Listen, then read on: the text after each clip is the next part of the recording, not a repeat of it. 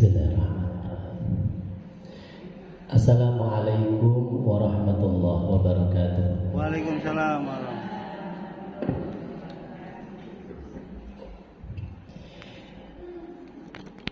Alhamdulillah, alhamdulillahi rabbil alamin, wal aqibatu lil muttaqin, wala udwana illa 'alal zalimin. Allahumma shalli wa sallim wa barik ala sayyidina wa habibina Muhammadin wa ala alihi wa sahbihi wa man tabi'ahum bi ihsanin ila yaumiddin. Rabbi shrah li sadri wa yassir li amri wa hlul 'uqdatam min lisani yafqahu qawli, amma ba'du. Hadirin muhtaramin, para asatidzah, pengurus kalam dan juga seluruh jamaah kalam yang insyaallah senantiasa dirahmati oleh Allah Subhanahu wa taala. Mic-nya bisa agak mengawali perjumpaan kita, tidak ada kata yang pantas selain kita mengucapkan rasa syukur atas berbagai macam nikmat dari Allah Subhanahu wa taala dengan ucapan alhamdulillahirabbil alamin. Allah hari ini memberikan kenikmatan yang luar biasa banyak kepada kita. Tapi kita coba angen-angen, kita coba merasakan apakah dari pagi tadi kita sudah bersyukur kepada Allah, ataukah kita sibuk dengan urusan kita sendiri sampai kita lupa bersyukur kepada Allah. Apakah kita sudah bersyukur kepada Allah bahwa kita diberikan kesempatan untuk hidup hari ini? Nah, ini ingkang saged grayai panjenengan piyambak-piyambak. Cobi di dalam hati dirasakan dari pagi, apakah ada rasa syukur? Ya Allah, terima kasih Engkau memberikan aku kesempatan bisa hidup lagi hari ini. Nah, kalau dari tadi pagi belum merasakan rasa syukur itu, maka sekarang saatnya jenengan mengucapkan alhamdulillah. Apakah dari pagi tadi jenengan sudah ada rasa syukur diberikan kesehatan oleh Allah? Ataukah jenengan ngeluh, aku pilek ora mari-mari ket kapan kae, awakku keju-keju ora ilang-ilang. Apa malah sing sepuh-sepuh niki rasane cenut-cenut, pilek ora mari-mari, sirah cekot-cekot. Apakah itu yang dirasakan? Ataukah jenengan ada rasa syukur, alhamdulillah aku bisa diberikan kesempatan, bisa berjalan, bisa diberikan kesempatan untuk melakukan aktivitas dengan normal. Nah, itu. Kalau dari pagi tadi jenengan belum merasakan nikmat kesehatan itu, belum mensyukurinya, maka saatnya sekarang jenengan bersyukur kepada Allah, mengucapkan alhamdulillahirabbil alamin. Ketika kita saat tadi pagi sibuk ngurusi anaknya rewel, anaknya sing sakit, anaknya ndak mau meneng, atau ada yang wis rada gede nakal diomongi ra kenek, kita sibuk dengan itu, ataukah kita sudah bersyukur, ya Allah alhamdulillah aku Engkau berikan karunia berupa anak? Sudahkah kita tadi pagi bersyukur kepada Allah, menatap anak kita dengan penuh rasa syukur, menganggap ini adalah karunia dari Allah, ataukah masih sibuk saja ngurusi anak sing rewel sambil gerutu? Kalau dari pagi belum bersyukur atas nikmat karunia berupa anak yang sehat yang berada di sebelah kita, saatnya kita bersyukur alhamdulillahirabbil alamin. Semua nikmat-nikmat Allah dari pagi tadi bangun tidur sampai dengan hari ini, detik ini kita berada di sini, Itu semuanya wa in ta'uddu ni'matullahi la tuhsuha, tidak akan pernah mampu kita menghitungnya. Oleh karena itu jangan pernah kita lupa bersyukur kepada Allah. Sesibuk apapun kita, sebanyak apapun ujian yang melanda kita, jangan pernah kita menghilangkan atau melupakan rasa syukur kita. Bahkan ketika seseorang terkena musibah, itu sebenarnya disunahkan membaca alhamdulillah, bukan innalillah.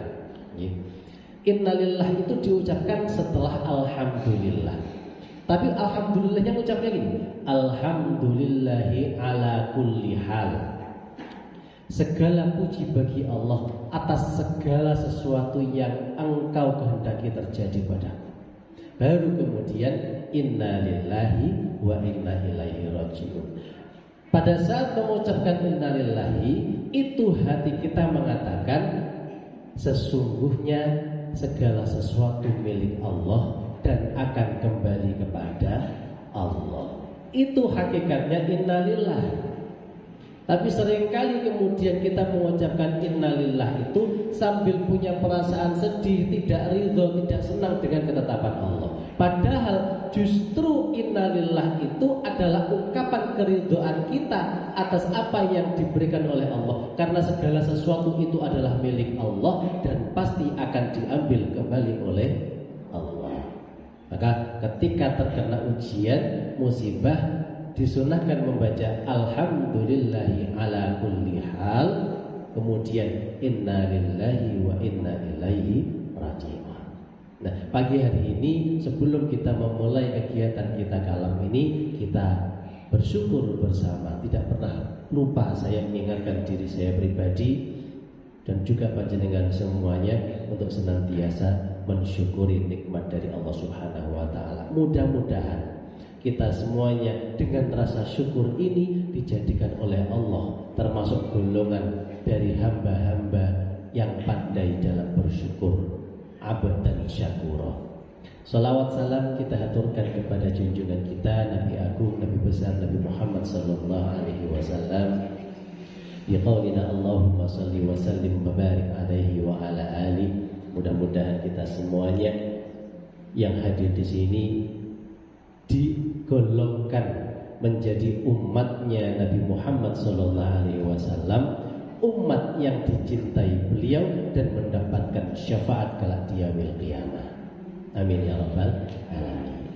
Mengawali perjumpaan kita pagi hari ini, mari kita baca istighfar terlebih dahulu. Dengan istighfar ini semoga Allah membersihkan hati kita, mensucikan jiwa kita, sehingga dengan jiwa yang bersih, dengan hati yang suci, kita akan mudah diberikan cahaya kemudahan dalam menghafal, belajar Al-Quran. Karena Al-Quran ini datangnya dari Allah, sehingga kemudahan dalam belajar itu juga dari Allah, tergantung dari kebersihan kita. Oleh karena itu kita bersihkan dengan istighfar bersama-sama.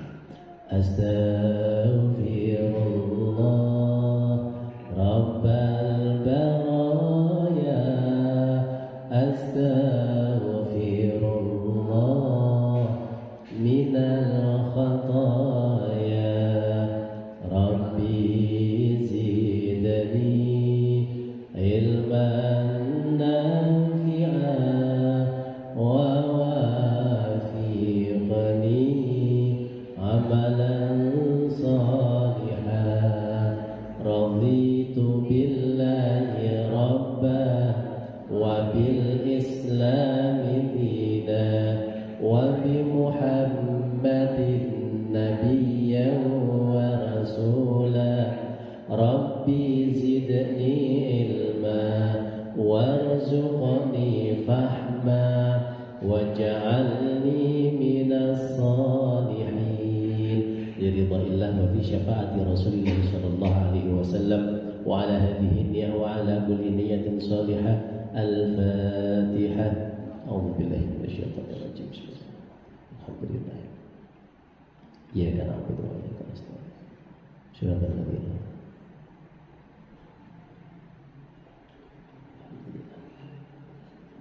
Baik.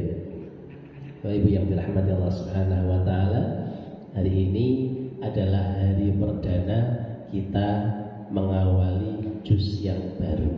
Ya. Kita di Kalam sudah menyelesaikan hafalan juz 30. Terus bagaimana?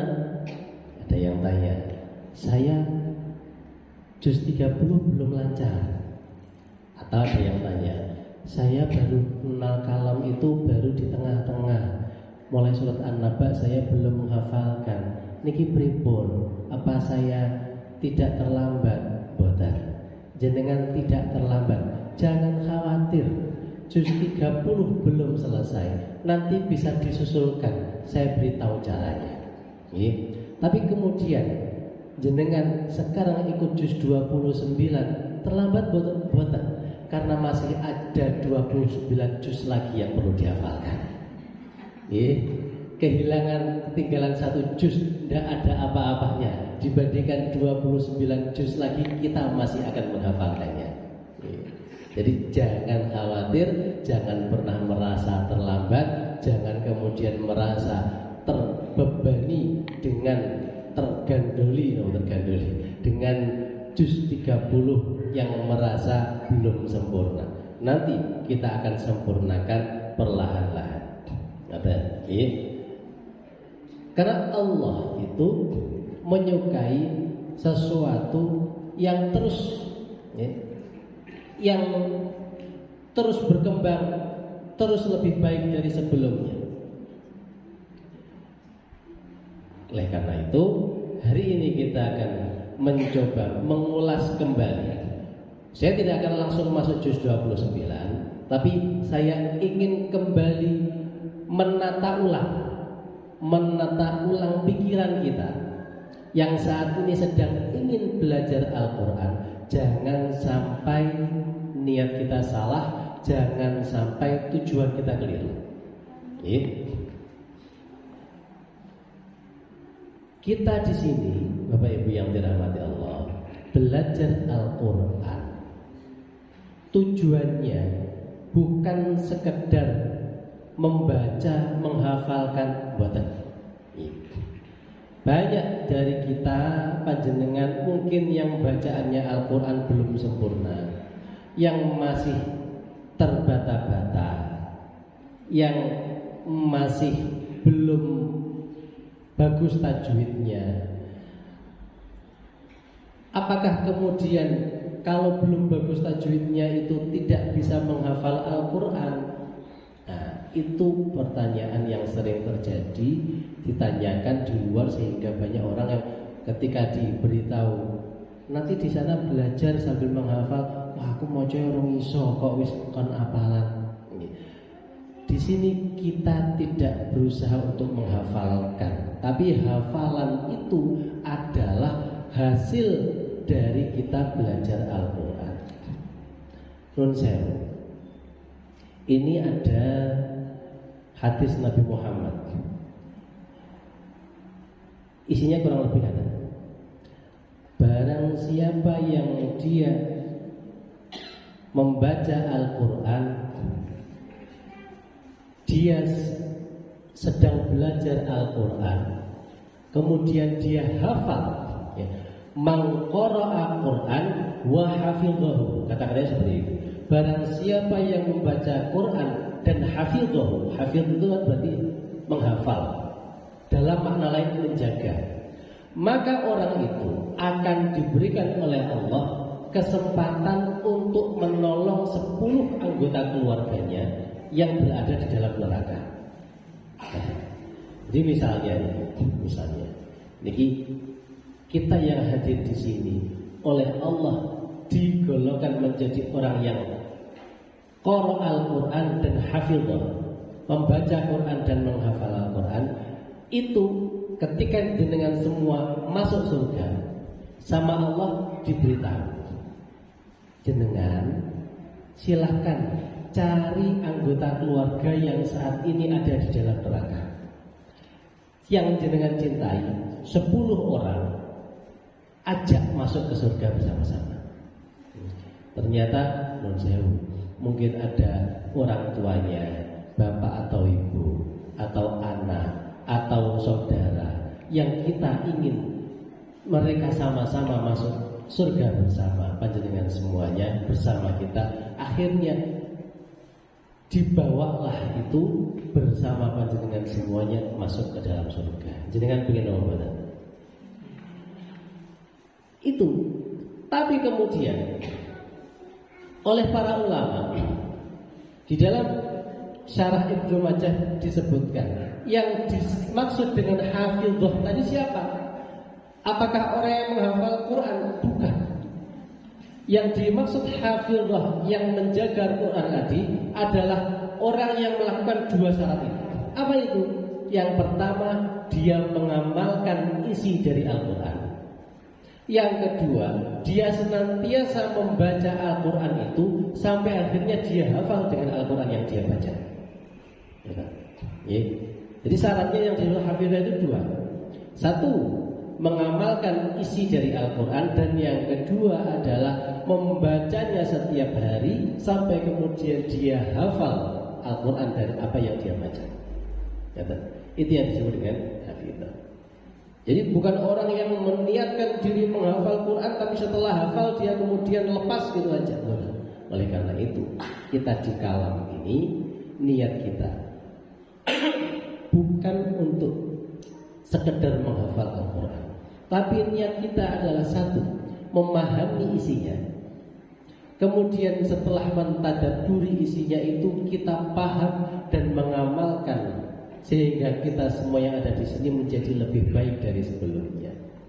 Dan yang kedua, setelah kita pelajari, kita tadabburi, kita baca berulang-ulang setiap hari sampai akhirnya hafal dengan apa yang kita baca. Itulah yang disebut dengan hafizah. Nah, panjenengan semua sudah menghafalkan juz 30. Hari ini, mulai detik ini kita akan mencoba masuk juz 29. Lalu juz 30-nya bagaimana caranya supaya kita termasuk bagian orang yang hafizah menjaga juz 30? Caranya jenengan ulang-ulang juga setiap hari. Kalau di hari Sabtu kita baca bersama-sama mulai jam 10 sampai jam setengah 11. Kalau tadi sudah dibaca surat An-Naba dan An-Nazi'at, berarti Sabtu depan dibaca lanjutannya Abasa. Setelah Abasa At-Takwir. Setelah At-Takwir napa? Al-Infitar. Terus berkelanjutan. Pokoknya dalam waktu setengah jam. Jadi saya insya Allah akan mulai mengisi jam setengah 11, tapi jam 10 jenengan sedaya hadir itu untuk nopo? Murojaah, mengulang hafalan dari yang sudah pernah dibaca juz 30 itu. Nah, kemudian bagi panjenengan semua yang ingin menghafal juz 30, ya, nanti menghafalkannya yang belum dihafal, misalnya jenengan masuknya mulai surat Al-Buruj misalnya. Nah, bagaimana caranya menghafalkan surat-surat sebelumnya? Caranya niki kan seminggu kita kalam hanya satu kali. Satu kali itu pun nanti juz 29 itu hanya menghafalkan satu baris saja, tidak banyak. Loh, satu minggu hanya satu baris.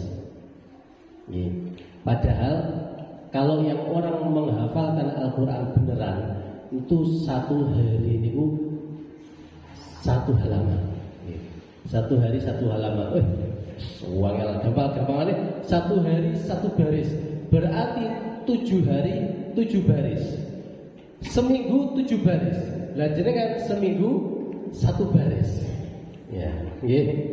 Ngoten lho, ditambah dengan 1 baris juz 30. Nopo kabutan? Satu baris juz 29 ditambah dengan 1 baris juz 30. Waktunya seminggu. Insya Allah kok kabutan bagi orang sing arasa-arasa. Tapi bagi orang yang memiliki niat sungguh-sungguh, insya Allah itu tidak akan berat.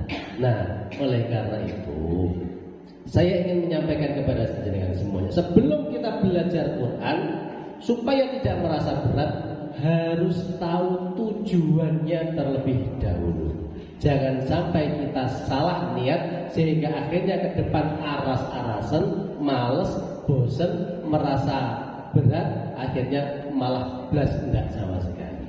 Maka yang harus dipahami sekarang niat.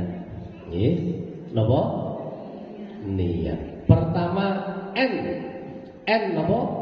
Niat. Ini harus ditanamkan dalam hati. Sebelum kita masuk ke juz 29, yang harus dipahami pertama kali adalah N napa? Niat. Innamal a'malu binniyat, segala sesuatu itu selalu diawali dengan niat. Kalau niatnya salah, maka akan salah semuanya. Nah, maka untuk memahami niat jenengan semua, jenengan harus tahu keutamaan dalam belajar Al-Quran. Kita tidak membahas tentang keutamaan menghafal Quran, betul? Tapi keutamaan membaca Al-Quran. Ya. Dan saya Al-Quran ini beda dengan kitab atau buku-buku yang lain. Jenengan membaca Al-Quran tanpa tahu maknanya, tanpa tahu artinya, itu sudah berpahala. Ada orang yang bilang gini, opo gunane maca Quran, bendino maca orang ngerti artine, yo percuma. Salah.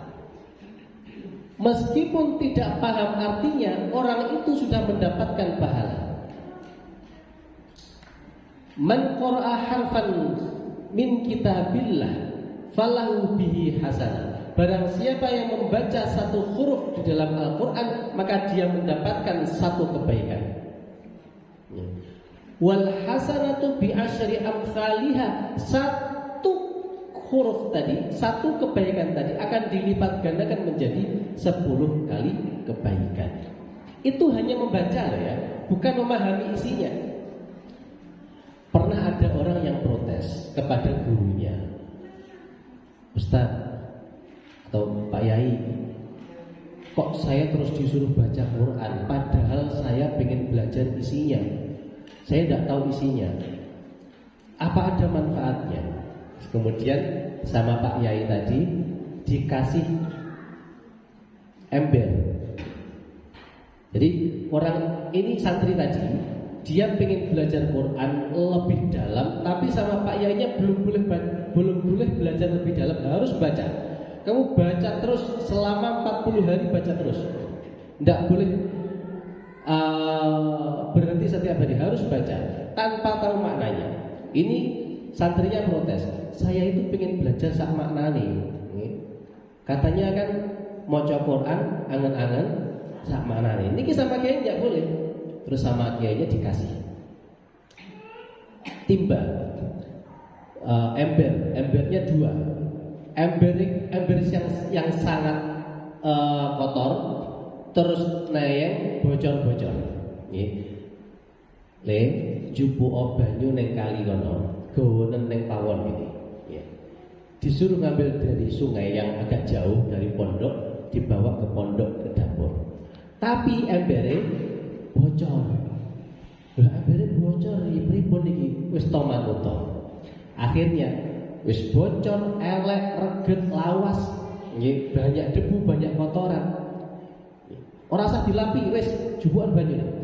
Disuruh bawa air. Bener namanya bocor. Begitu sampai ke pondok, airnya tinggal dikit. Tinggal segini, tidak cukup untuk masukkan memenuhi gentong yang diminta Yai tadi. Tidak cukup Yai, sesuk jupukan. Besoknya ambil lagi. Terus lakukan itu 40 hari. Jangan pernah berhenti. Begitu sudah 40 hari, ini gentong belum ada isi penuh. Santrinya bilang, sudah 40 hari. Pripun niki? Bahaya pripun? Kalian bahaya sanjai diberitahu. Lihat embernya tadi. Sekarang embernya bagaimana? Dia masih kotor atau sudah bersih? Sudah bersih. Ember yang tadinya kotor, setiap hari digunakan untuk mengambil air, masih bocor tapi bersih. Kemudian sama kiainya disuruh balik ke sungai, melewati jalanan yang biasa dia jalani, disuruh melihat tanahnya. Coba deloken, lemai. Ternyata di tanah itu tumbuh rerumputan dan ada juga yang tumbuh bunga kecil-kecil. Sedangkan yang di tempat yang lain gersang.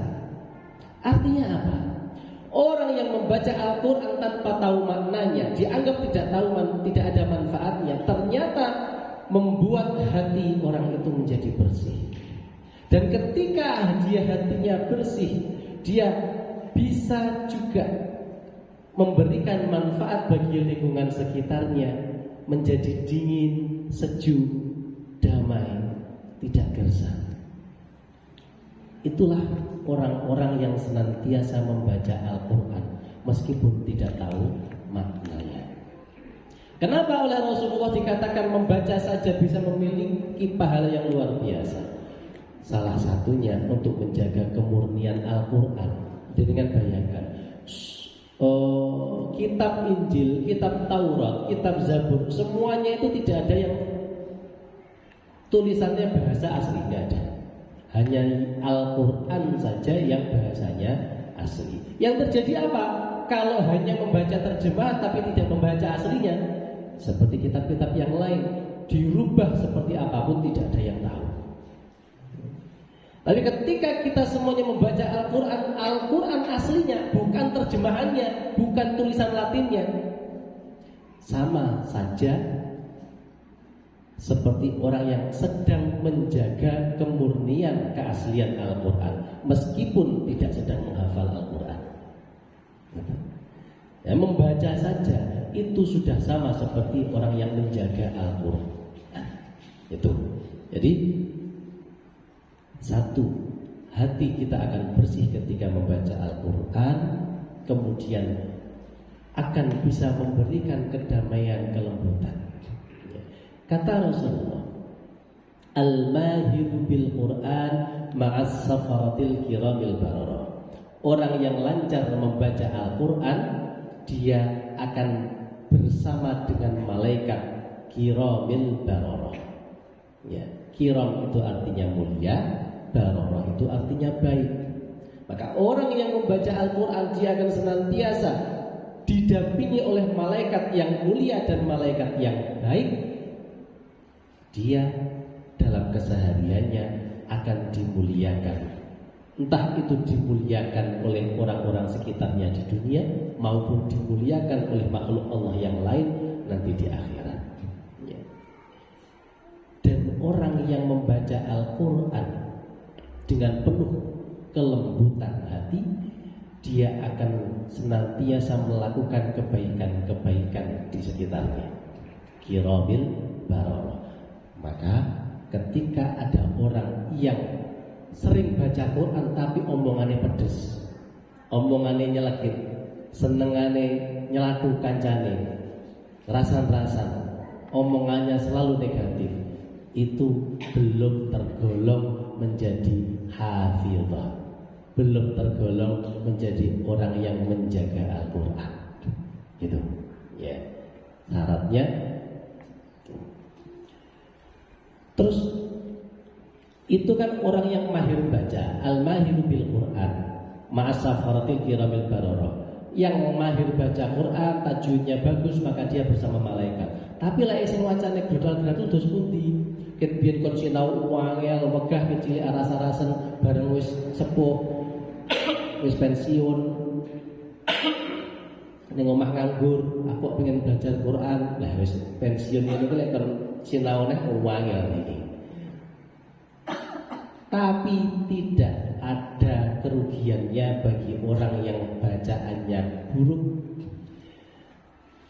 Dia membaca Quran. Kata Rasulullah di dalam hadis selanjutnya, nopo? Walladzi yaqra'ul Qur'an wa yatata'u fihi wa huwa 'alaihi syaqqun lahu ajran. Orang yang membaca Quran wa yatata'u, dia terbata-bata dalam membacanya. Ya. Wa huwa 'alaihi syaqqun, dan dia merasa berat membacanya. Maca uwanya. Ya. Wan nazi'ati gharqa. Nazi'ati gharqa. Nazi'ati. Pakai nazi'ati. Wan nasyitati maca wan nasitati. Nasi sindamusi. Wan nasitati pakai wan nasitati. Mboten napa-napa. Dia mendapatkan 2 pahala. Wan nasyitati nashta wasabihati sabha fasabiqati sabqa. Niku sing lancar mboten. Nggih. Terus bacaannya panjang pendeknya keliru, dibenernya panggah bolak-balik, maka dia mendapatkan 2 pahala. Enak. Meskipun bacaannya belum lancar, dia tetap mendapatkan 2 pahala. Jadi keutamaannya membaca Al-Quran yang begitu luar biasa. Ya. Saya tadi merangkum beberapa hal. Ya. Keutamaan yang lain, orang yang membaca Al-Quran di dunia, ini sering sekali saya sampaikan. Iqra'ul Qur'an fa innahu ya'ti yaumal qiyamati syafi'an li ashabi. Bacalah Al-Quran di dunia, karena nanti di akhirat Al-Quran ini akan memberikan syafaat kepada orang yang membacanya. Nah, bedanya syafaatnya Al-Quran dengan syafaat yang lain, Al-Quran itu memberikan pertolongan sebelum kita masuk neraka. Kalau syafaat yang lain itu masuk neraka dulu, terus belum waktunya mentas tapi mendapatkan pertolongan. Harusnya di neraka sekian, misalnya di neraka harusnya 500 tahun, tapi kemudian mendapatkan syafaat pertolongan dalam waktu 10 hari sudah diangkat. Nah, itu syafaat yang bisa didapatkan selain syafaatnya Al-Quran. Tapi kalau syafaatnya Al-Quran belum masuk ke dalam neraka, ya, niki masih dihisab non sewu. Pada saat dipanggil satu persatu, yo, namanya Erik mana? Dipanggil di hadapan Allah. Terus ditanya, dulu pernah melakukan ini kan? Ini ditunjukkan. Semua dosanya, kemaksiatannya ditunjukkan oleh Allah. Wes ndak iso bantah. Mau bohong ndak bisa. Ditampakkan ada videonya. Bingung, ini nanti pasti masuk neraka. Tiba-tiba ada sesosok yang datang, kemudian berkata kepada Allah, ya Allah, tolong jangan masukkan dia ke dalam neraka, karena dia dulu selalu membersamaiku waktu di dunia. Ya, Al-Quran datang. Terus apa maumu? Kata Allah. Kata Al-Quran ini, dia berkata, ya Rabb halli, ya Allah berikan dia pakaian kemuliaan. Menurut saya, kalau di padang mahsyar niku kan semuanya tidak ada yang pakai baju kan ini.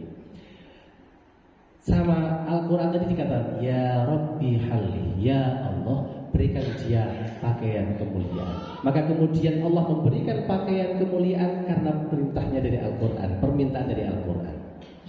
Sudah diberikan pakaian kemuliaan, Al-Quran masih mengatakan, ya Rabbi zidhu, tambahkan lagi ya Allah. Ditambahkan lagi pakaian yang lebih bagus lagi, double, ya, diberikan mahkota kemuliaan. Sudah tambah gawatap.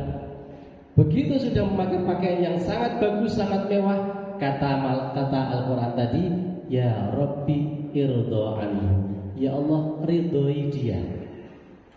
Allah mendengarkan permintaan Al-Quran, langsung dikatakan, aku ridho kepadanya. Namanya diridhoi Allah. Itu Allah senang, Allah ridho, Allah puas dengan apa yang dilakukan oleh orang ini.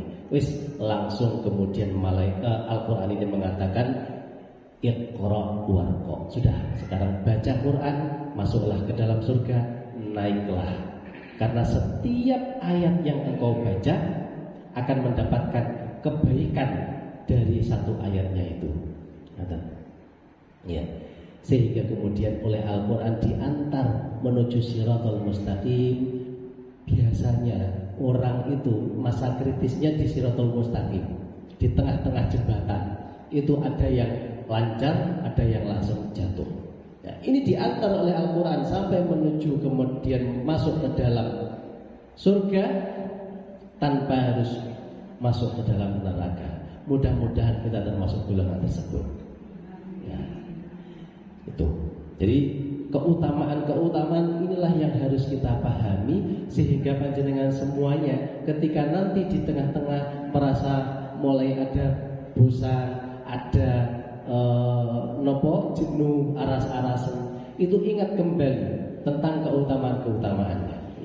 Nanti yang sudah mencatat bisa dibuka lagi. Oh, keutamanya ini. Yang belum mencatat ada di YouTube, nanti bisa diputar lagi, diputar ulang insyaallah. Untuk semakin menambah semangat kita, ghirah kita.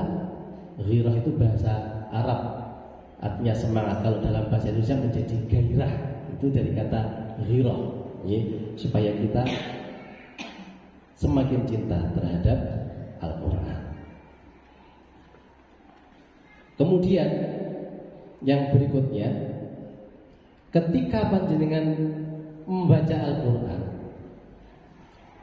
pada saat sedang bersemangat, jangan membaca terlalu banyak. Oke, orang oleh gitu. Jangan membaca terlalu banyak. Tentukan, misalnya kita di kalam ini kan, di kalam selama ini menghafalkan kan satu pekan 2 baris gitu kan. Tidak banyak-banyak. Sesemangat apapun tetap 2 baris. Ya. Ini nanti di juz 29 kita coba 1 baris. Kalau merasa enteng tambahin 2 baris. Merasa berat balik lagi 1 baris. Yang penting kita sesuai dengan hadis Nabi, khairul amal adwamuha wa iqal. Amal perbuatan yang paling baik itu adalah amal yang sedikit tapi istiqomah. Makanya ketika semangat, jangan mumpung semangat aku tak mau ya. Jangan. Tentukan, termasuk ketika jenengan sedang membaca Al-Quran di rumah, itu tentukan 1 hari berapa halaman, 1 hari berapa juz. Misalnya 1 hari 1 juz, 1 hari 1 juz. Sebenarnya ada yang ikut bodos one day one juz. Merasa berat misalnya, dibagi-bagi 1 halaman tuh 1 juz itu berapa halaman? 20 halaman. 1 juz itu 20 halaman. Ini kita sudah mudah. Mushaf yang terbaru di abad ini, ya di dasawarsa terakhir 10 tahun terakhir, itu mushafnya sudah dibuat 1 juz itu 10 halaman. Kalau dulu buatan, kalau mushaf yang dulu, mushaf yang mbah saya dulu, itu 1 halaman itu kadang ayat yang baris paling bawah itu ayatnya belum selesai, pindah ke halaman berikutnya. Ada yang pernah tahu itu? Ini ayatnya belum selesai sudah pindah. Kemudian jadi 1 ayat itu ada di halaman ini, ada di halaman ini. Nah, mulai beberapa tahun terakhir itu Kementerian Agama menganjurkan seluruh mushaf disamakan dengan mushaf Madinah, yaitu Quran pojok. Quran pojok itu setiap pojok itu harus selesai 1 ayat terakhir, tidak boleh pindah halaman. Nah, kemudian akhirnya ada 2 jenis mushaf pojok, yang satu mushaf Kudus, yang satunya mushaf Madinah. Yang mushaf Kudus itu 1 halaman 17 baris. Kalau 17 baris berarti 1 juznya itu kurang dari 20 halaman. Ya, kemudian dibuat lebih mudah lagi, mushaf Madinah itu 1 halaman 15 baris, sehingga 1 juz itu semua juz 20 halaman. kecuali juz 1 sama juz 30. Nggih, juz 1 itu 21 halaman, juz 30 itu 23 halaman. Sehingga kalau di total jumlah halaman itu ketemunya 604 halaman. Harusnya 600 halaman, kan 20 halaman dikali 30 kan 600. Ketambahan 1 halaman juz 1 dan 3 halaman di juz 30, ketemunya 604 halaman. Nah, ini memudahkan kita semuanya. Kalau kita ingin satu hari satu juz, berarti kan 20 halaman. Misalnya membaca langsung satu juz dalam satu waktu kesusahan dibagi 5 waktu. Setiap selesai sholat wajib membaca 4 halaman. 4 halaman dikalikan 5 kali berarti kan ketemu 20 halaman. Itu yang ingin satu hari satu juz. Kalau yang ingin satu hari setengah juz, sing macane sik gradul angel, ya berarti setelah selesai sholat cukup 2 halaman. Itu untuk memudahkan. Cuman sayangnya kita semua saat ini sedang males-malese maca Quran, luwih seneng maca WA. Gitu betul. Nah, satu HP ini loh ada 20 grup. Lah sak grup isine enek video telu ngoten mawon. Sak video misalnya isinya ada 4 menit. 2 menit enggak sampai ya, 2 menit pengen delok videone kabeh. 2 menit ping telu 6 menit. 6 menit itu satu grup dipingne 20. 6 kali 20 120 menit, 2 jam lho nek delok WA. Kon maca Quran 5 menit rasa-rasa. Padahal 2 halaman. 2 halaman niku mek sak lembar nih lho. 2 halaman, sak lembar, sak kertas. Kon maca sak kertas bar salat lah rasa-rasa. Nggih. Ngoten lho, kok sik pengen diarani sebagai nopo penjaga Al-Qur'an sapa ngendi? Ya. Jadi ini Bapak Ibu yang tidak mau, yang dimaksud dengan hafizah, penjaga Al-Qur'an, orang yang senantiasa setiap harinya membaca Al-Qur'an. Nah, kalau misalnya kesulitan membaca mau sak lembar pagah kangelan, maka kita membacanya dengan tanpa melihat mushaf, dengan cara diulang-ulang. Misalnya dengan satu hari Sabtu ini hanya satu baris, kemudian setiap hari disuruh ulang-ulang 15 kali, berarti berapa baris sudah? 15 baris. 15 baris sama dengan satu halaman. Mengulang-ulang satu baris sebanyak 15 kali itu sama dengan 15 baris sama dengan satu halaman. Oleh karena itu, orang yang memiliki niat menghafalkan Al-Quran, jangan diniatkan pengen hafal saja, tapi niatkan selalu membersamai Al-Quran, supaya Al-Quran nanti akan membersamai kita di yaumil qiyamah. Amin ya rabbal alamin. Kira-kira itu niatkan niat. Kalau sudah punya niat, nanti ketika arasa-arasa dibuka lagi catatannya, wah aku kok arasa-arasa tak buka lagi catatannya, oh iya ternyata keutamanya ini. Wis semangat, ketika semangat langsung amalkan. Lepo? Amalkan. Niat sudah ada, amalkan. Amalannya bagaimana? Itu tadi diulang-ulang terus, dipahami maknanya. Nah, kalau sudah diamalkan, untuk menjaga semangat maka harus ada yang namanya jamaah. Dan saya tanya, jenengan menghafalkan sendiri di rumah dan menghafalkan bareng-bareng di sini, niku lebih semangat sendiri apa bersama-sama? Bersama-sama. Ning omah kon muroja rasa-rasa. Nggih. Ora iso, bukan lali-lali, ya begitu di sini. Nggih. Dibaca bersama-sama. Mau ning omah ora iso, ning kene ora ada apa malian. Terus delok sandingi, kuwi meneng ae kira-kira hafal. Wah, kowe nek kancane tibake. Sing ndak apa, ndak aku tok, kancane ya akeh. Maka J itu perlu dan penting, jamaah. Jangan pernah mencoba membaca Al-Quran atau mempelajari Al-Quran sendiri, harus ada jamaah. Maka niat sudah ada, kemudian amalkan, diamalkan dengan bersama jamaah. Dan yang paling penting istiqomah. Ketika setiap Sabtu, pada saat hari Sabtu jenengan tidak ada uzur, hadir. Tapi kalau ada uzur, ya Allah Maha tahu. Itu tadi khairul amal adwamuha wa inqal. Orang yang dicintai Allah adalah yang beramal meskipun sedikit tetapi istiqomah. Orang yang istiqomah maka pada saat dia tidak hadir tetap dicatat hadir oleh Allah Subhanahu wa taala, meskipun tidak dicatat hadir oleh panitia. Oleh Allah tetap dicatat hadir. Ya. Karena apa? Istiqomah. Sudah. Niat, amalkan, jamaah, istiqomah. Terakhir berdoa. Berdoa.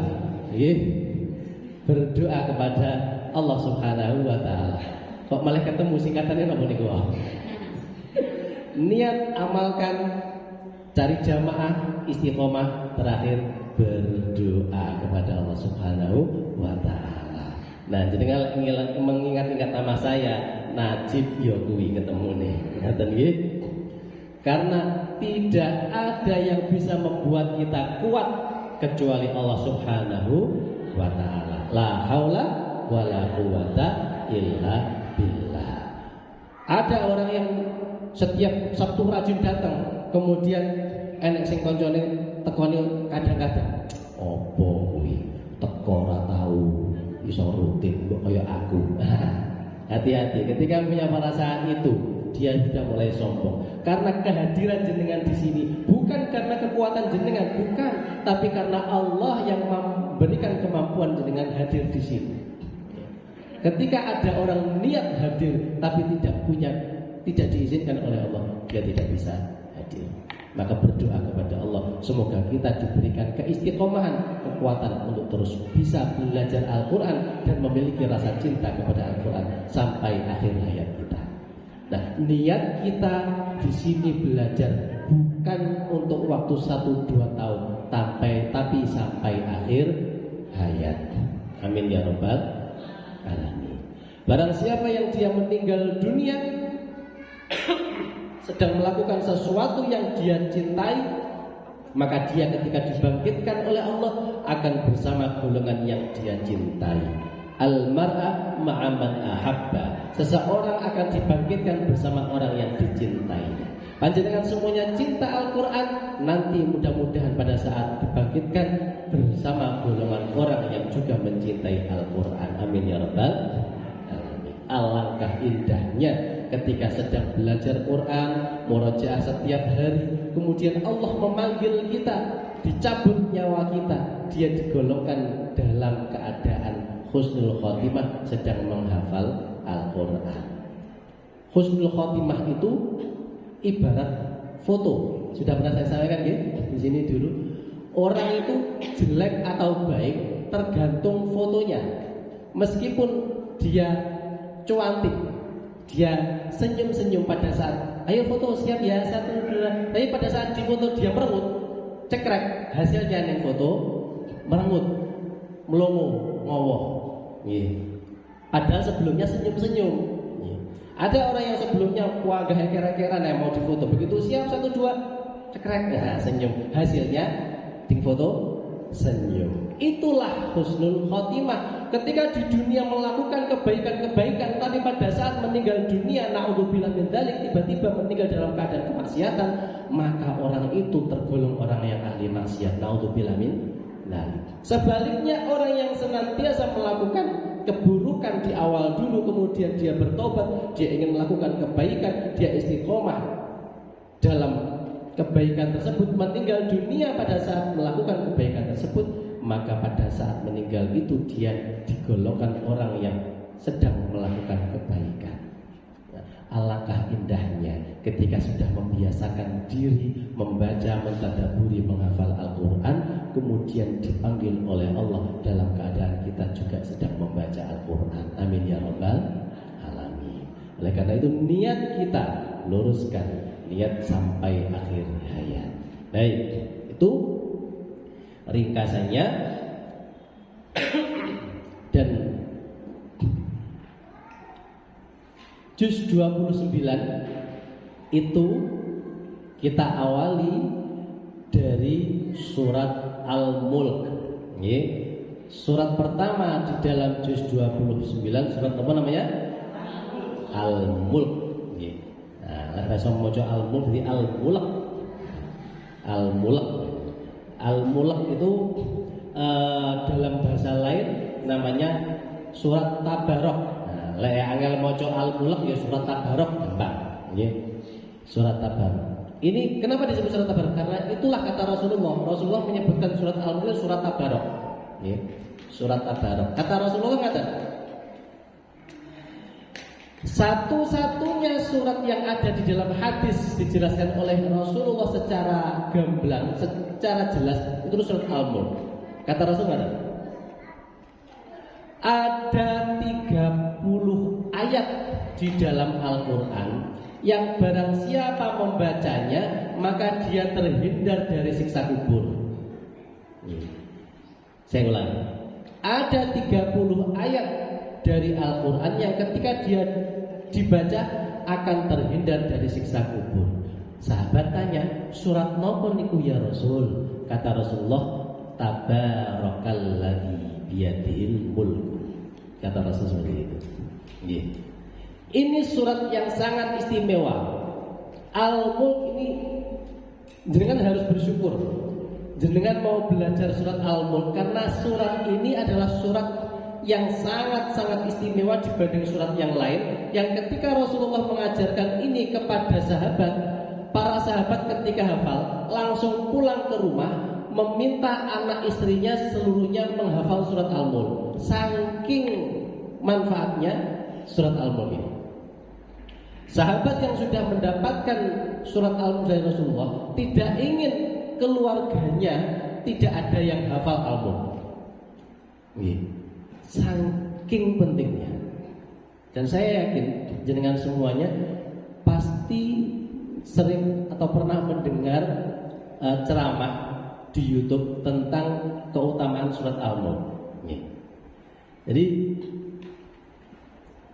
ada suatu ketika sahabat yang sedang musafir, dia tinggal di suatu tempat di gurun, kemudian mendengar bacaan Al-Mulk.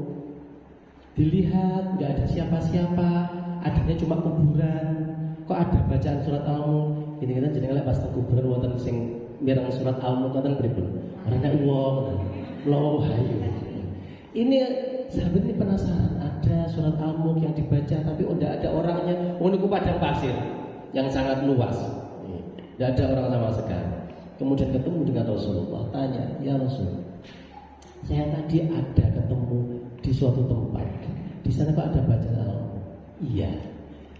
Itu dulu di dalam kubur itu orang yang ada di dalamnya waktu di dunia setiap harinya baca surat Al-Mulk, sehingga kemudian Al-Mulk ini mendampinginya terhindar dari siksa kubur." Kisah yang lain, pada saat ada orang yang berada di dalam kubur, didatangi malaikat Munkar Nakir. Malaikat Munkar Nakir begitu datang, "Man rabbuka?" "Siapa Tuhan?" Wis mulai gere-gere. Lali. "Sopo yo?" Saking lupanya. Ya, begitu mau dipukul oleh malaikat Munkar Nakir karena tidak bisa menjawab, tiba-tiba ada sesosok yang datang kemudian memberitahu malaikat Munkar Nakir, "Jangan siksa dia. Aku mau siksa dia. Lihat mulutnya. bau busuk. Dulu waktu dia pernah melakukan kemaksiatan dengan mulutnya. Aku mau menyiksa dia. Jangan siksa dia, kata orang ini. Siapa kamu? Aku Al-Mulk. Dia tidak mengatakan aku Al-Quran, aku Al-Mulk. Minggir kamu. Aku tidak mau. Al-Mulk tidak mau. Dia justru mendekat mayat itu, ya, arwah itu di dekatnya supaya tidak dipukul oleh malaikat Munkar Nakir. Minggir kamu, aku akan memukulnya. Aku tidak akan pergi dari orang ini. Kalau kamu memukul orang ini berarti sama dengan memukul aku. Kamu sama dengan menyakiti aku. Kata yang malaikat Munkar Nakir, aku nggak mau menyakiti kamu. Aku mau memukul orang itu. Sama saja. Akhirnya orang ini protes. Malaikat Munkar Nakir protes. Ya sudah, kalau protes silakan bertemu kepada Allah. Ayo sama-sama kita menuju Allah. Nah, ini kemudian malaikat Munkar Nakir dan surat Al-Mulk datang ke hadapan Allah, ditanya sama Allah, ada apa ini? Ini ya Allah, surat Tabarok ini mau menghalangiku untuk menyiksa arwah yang pernah melakukan maksiat di dunia. Betul kamu seperti itu, kata Allah. Betul ya Allah. Kenapa kamu melakukan seperti itu? Karena dia di dunia selalu membaca aku setiap malam sebelum tidur. Kemudian Al-Mulk bilang kepada Allah, ya Allah, kalau engkau masih mengakui aku sebagai kekalahanmu, maka izinkan aku untuk melindungi dia, jangan sampai malaikat Munkar Nakir menyiksanya. Nah, kemudian oleh Allah, ya sudah, aku kabulkan permintaanmu. Malaikat Munkar Nakir, jangan siksa orang itu. Tapi dia dulu pernah di dunia melakukan kemaksiatan, ya Allah, jangan siksa itu, karena itu adalah perintah surat Al-Mulk. Nah, oleh karena itu, ini surat yang begitu sangat istimewa. Jenengan baca setiap malam sebelum tidur, insya Allah ini akan menghindarkan kita semuanya dari siksa kubur. Amin ya rabbal alamin. Surat Al-Mulk ini ada 30 ayat.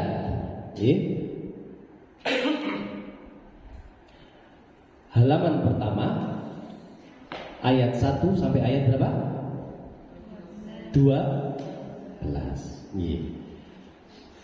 Sebelum masuk ke situ, jangan lihat surat Al-Mulk ini surat keberapa? 67. Surat 67. Surat 67 adalah surat Al-Mulk. Jangan ingat-ingat. Bagi yang sudah tahu yadain, silahkan dipraktekkan yadainnya. Tangannya 67. Sebelah kiri dibuka semua tangannya. Coba diangkat semua tangannya. Sebelah kiri dibuka tangannya. Kemudian ditekuk kelingkingnya. Jendean ditekuk, ditemplek nih, ditempelkan ke telapak tangan. Ini 60, ya. Ini 60. Sebelah kanan diangkat tangannya, dibuka tangannya sebelah kanan, ditekuk kelingkingnya juga. Ini 6. Ditambah lagi jari manisnya ditekuk. Ini 7. Ini berarti sebelah kiri 60, sebelah kanan 7. Kalau dalam yadain sebelah kiri itu puluhan, sebelah kanan satuan. 60 sebelah kiri, sebelah kanannya satuan 7. Ditekuk seperti ini. Untuk memudahkan wajah dengan semuanya mengingat. Ini loh surat Al-Mulk, surat ke-67. Ya. Baik, kita baca bersama-sama ayat 1 saja. Ini nanti tidak perlu dihafalkan. Kita baca ta'awudz bersama-sama. A'udzu billahi minasy syaithanir rajim. Saya baca dulu. Tabarakalladzi biyadihil mulku wa huwa ala kulli syai'in qadir. Silakan. Tabarakal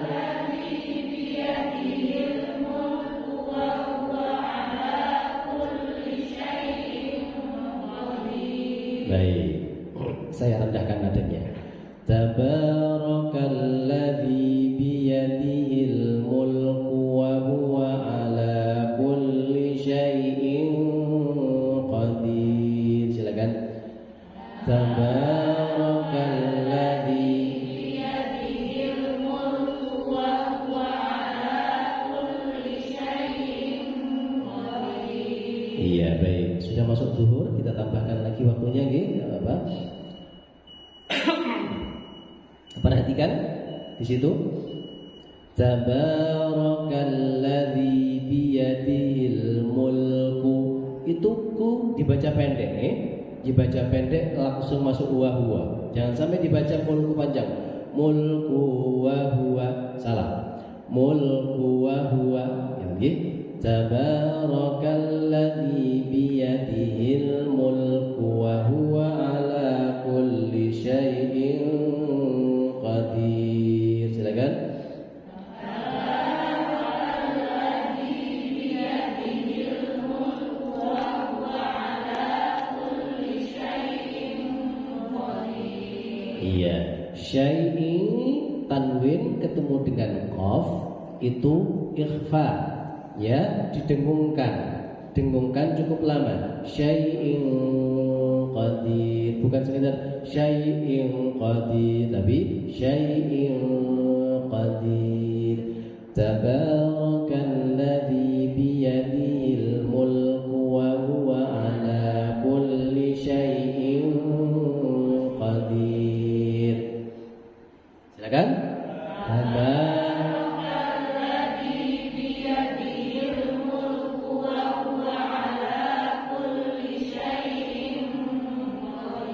Sekali lagi.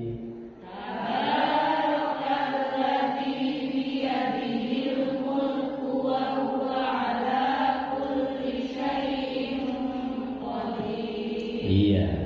Sekarang lihat terjemahannya yang bagian bawah. Ikuti saya dengan suara yang keras. Tabaraka Maha Suci. Tabaraka Maha Suci. Alladzi yang bi dengan yadihi tangannya, al mulku kerajaan, wa huwa dan dia, ala atas, kulli setiap, syai'in sesuatu, qadirun maha kuasa. Ya.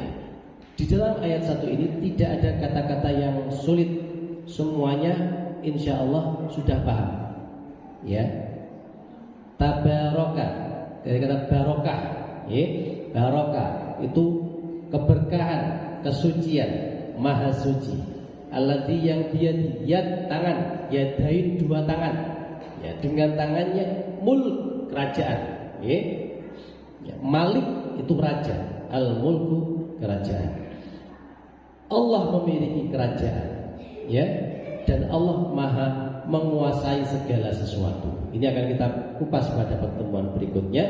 Paling tidak dengan tahu setiap kata, ya, makna dari setiap kata. Kita baca sekali lagi.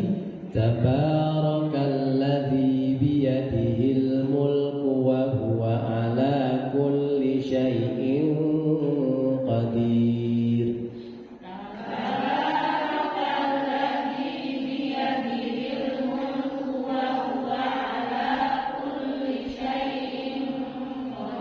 Lagi.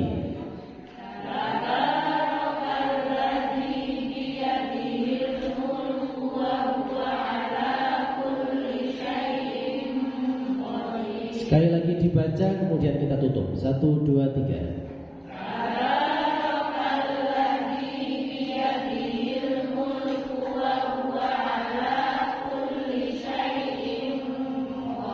Baik, silakan ditutup mushafnya.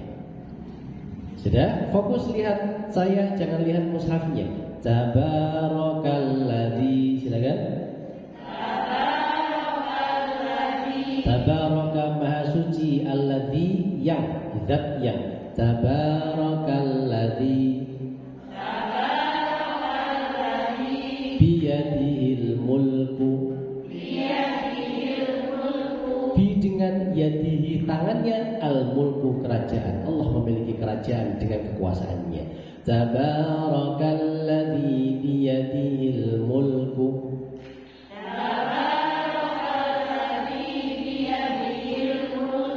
Lagi.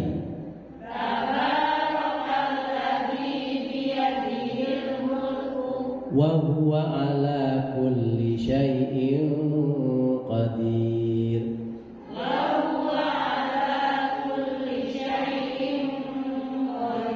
Lagi. Wa huwa ala, silakan.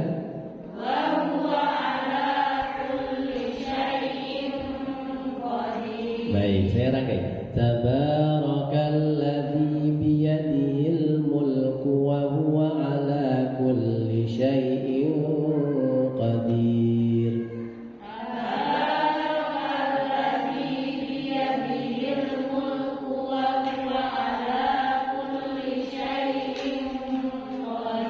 Lagi.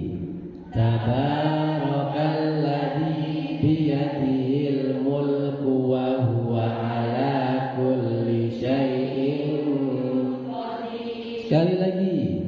Tabarakalladzi biyadihil mulku wa huwa ala kulli syai'in qadir. Lebih keras.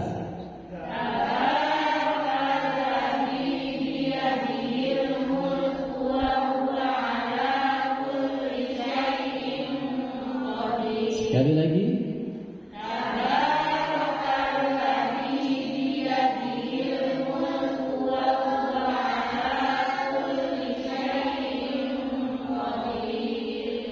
Sadaqallahul azim. Boleh dengan di dalam sholat setelah Al-Fatihah, tabarakalladzi biyadihil mulku wa huwa ala kulli syai'in qadir. Allahu akbar.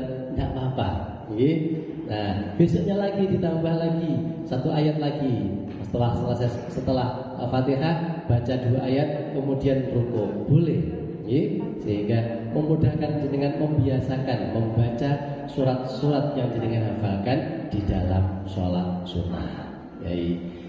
Baik, Ibu yang dirahmati Allah, hari ini kita cukupkan sampai di sini. Silakan itu dibaca. Bukan untuk dihafalkan, tapi untuk membuat kita semakin dekat dengan Al-Quran juz 29 supaya semakin melekat di hati kita semuanya. Jangan lupa untuk mengulang-ulang juz 30 supaya tidak mudah lepas. Juz 30-nya gampang. Ikuti saja LM. Nanti yang bagian nge-share tugas LM, saya berikan panduannya bagaimana untuk membuat tugas LM setiap harinya supaya juz 30-nya tidak lepas, kemudian juz 29 semakin lama semakin kuat, semakin bertambah. Nanti juz 29 kita buat berbeda dengan juz 30. Setorannya setiap satu halaman selesai setoran, tidak setiap surat. Setiap selesai satu halaman setoran. Itu membuat kita semuanya semakin kuat lagi di dalam mengulang-ulang juz 29. Baik, kita akhiri bersama-sama dengan ucapan hamdalah. Alhamdulillahirabbil alamin. Kita tutup bersama-sama dengan doa khatmul Quran. Allahumma arhamna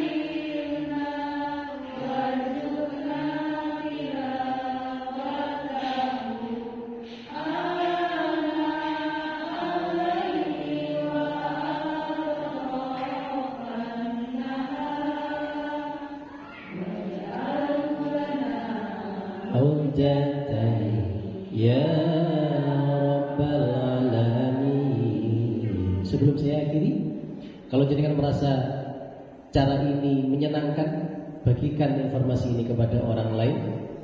Misalnya dengan cara membagikan video yang saya kirimkan tadi, di grup, dipasang sebagai status atau foto-foto yang tadi dikirimkan, dipasang ke status WA supaya semakin lama, mungkin pas masang satu kali orang masih belum begitu perhatian, tapi ketika rutin jenengan memasangnya, orang akan semakin penasaran, semakin ingin ikut.